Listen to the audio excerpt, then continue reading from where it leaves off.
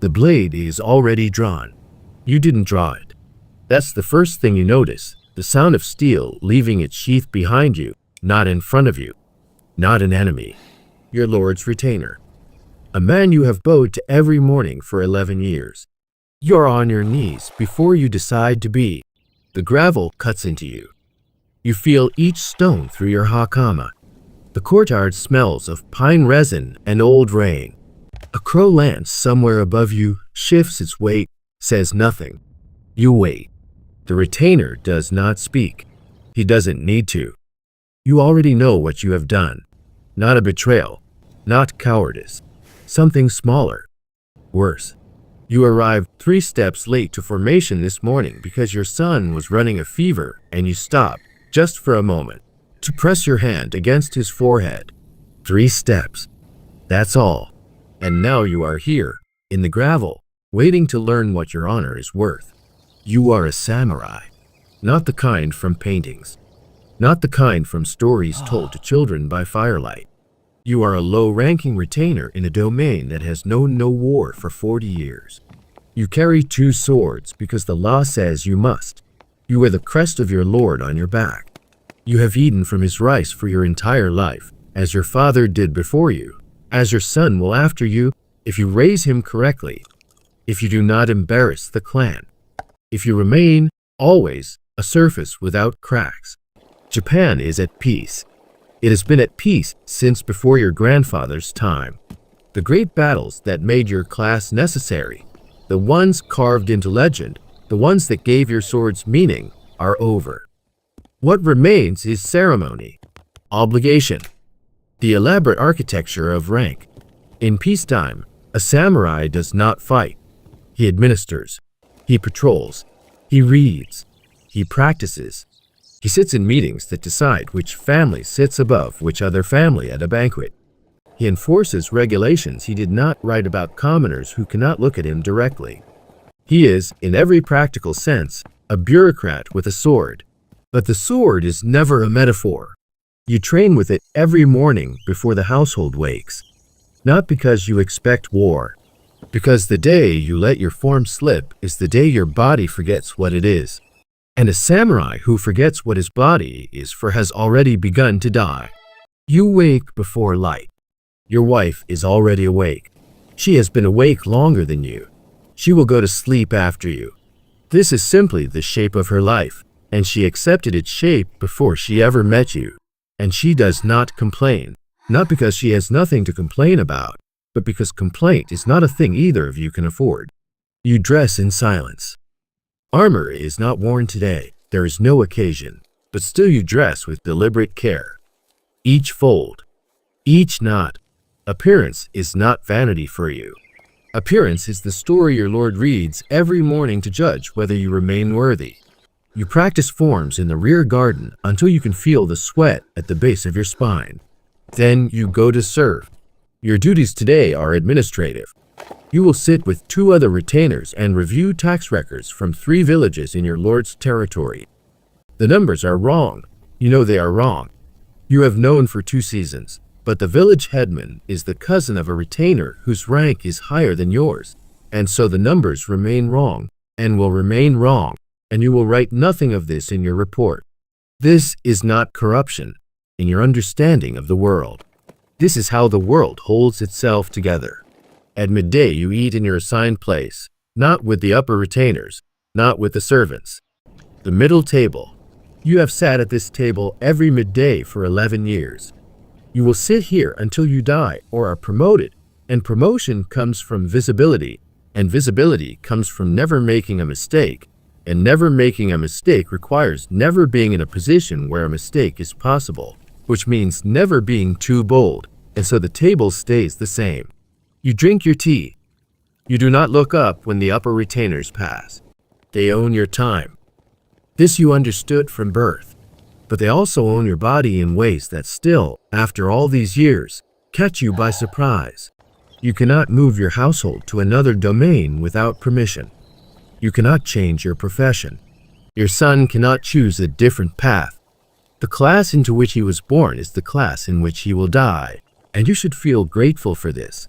It is stability. It is identity, it is belonging, and mostly you do feel grateful. Mostly. But sometimes on the long walk home at dusk, you pass a merchant whose shop smells of cedar and lacquered goods. A man whose rank is lower than yours by every official measure. He cannot wear two swords. He must bow when you approach.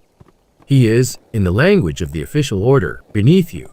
He is also choosing where to sleep tonight. You do not let yourself think this for long. Thinking it is a small disloyalty. And you have always known that you are only ever one disloyal thought away from becoming something you cannot come back from. He is 7. He still laughs too easily. This worries you, not because laughter is wrong, but because the world will not accommodate it, and you love him in the specific, helpless way of a parent who can already see the shape of the cage their child will be born into, and knows they built part of it themselves, and would build it again because the alternative is outside anything you can imagine. You are teaching him the codes, not just the written ones. The invisible ones. Like this? How to read a room, when to speak, and when to become very still. How to bow in degrees that communicate respect without submission, without arrogance. How to disagree with a superior by asking a question that isn't a question. You are teaching him how to survive being himself while appearing, at all times, to be exactly what is required. Some evenings, when his mother has taken him to sleep, you sit with your sword across your knees and think about what he will inherit. The title, the obligation, the crest on his back, and maybe, if you have done everything correctly, the reputation that goes before him into every room he enters for the rest of his life. That is what you have to give him. That is all. 3 months after the morning in the gravel courtyard, your lord calls you by name, not your family name, your given name. This has not happened in years. You are brought into a room you have entered perhaps 4 times in your life. He is seated. You kneel. The silence is long and practiced, the way all silences in his presence are long and practiced. And you keep your eyes at the correct angle, not the floor, which would be servility, not his face, which would be impudence, the middle distance, the nowhere that is always expected of you. He tells you that a junior retainer in your charge has been found to be hiding debts from a merchant family. It is a small scandal, the kind that would embarrass no one of high rank if it were handled quietly. He tells you to handle it. You understand exactly what he is asking. The junior retainer, a young man, 22, with a wife pregnant with their first child, will need to be formally rebuked. His stipend will be cut. Possibly he will be expelled from service. His family's future will narrow to almost nothing in the space of a single judgment. You will write the report. You will deliver the verdict. It will not be false. The debts are real. You kneel for a long time after your lord finishes speaking. Not out of ceremony, because you need the seconds. You think about the young man's face at the morning formation, the way he keeps his posture slightly too rigid, the posture of someone who is afraid and is trying to hide it with correctness. You think about his wife, who you have never met, and the child who does not exist yet, and the future that will fold shut like a letter being sealed. You think about your own son, the fever, the 3 steps.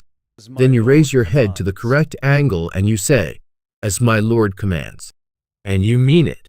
This is the worst part, not that you have no choice. It's that by now, you genuinely cannot tell. That night, you clean your sword, not because it has been used, because it should always be ready, because the ritual of it, the oil, the cloth, the slow attention to the steel, is the only hour of the day that belongs entirely to you. The house is quiet. Your son is asleep. Your wife has already extinguished her lamp. You hold the blade up. It catches nothing. The room is too dark. It is just a shape in your hands. Cold. Familiar. A thing your father held, and his father before him. You were born into a world that had already decided everything about you. Your rank. Your role. The precise angle of your bow. The exact weight of your obligation. The number of steps you are permitted to take towards something before duty turns you back. And yet, you are still here. You have not disgraced your name. Your sun is sleeping. Tomorrow you will rise before the light and dress with care and go to serve and carry something inside you that no ledger has ever been able to account for. They have your time. They have your body. They have your obedience, which you give them completely, which you give them genuinely, which you would give them again. But there's something they have never asked for. Maybe because they know they cannot have it. Maybe because they have never needed to ask. You set the sword down. You lie in the dark. You do not sleep for a long time.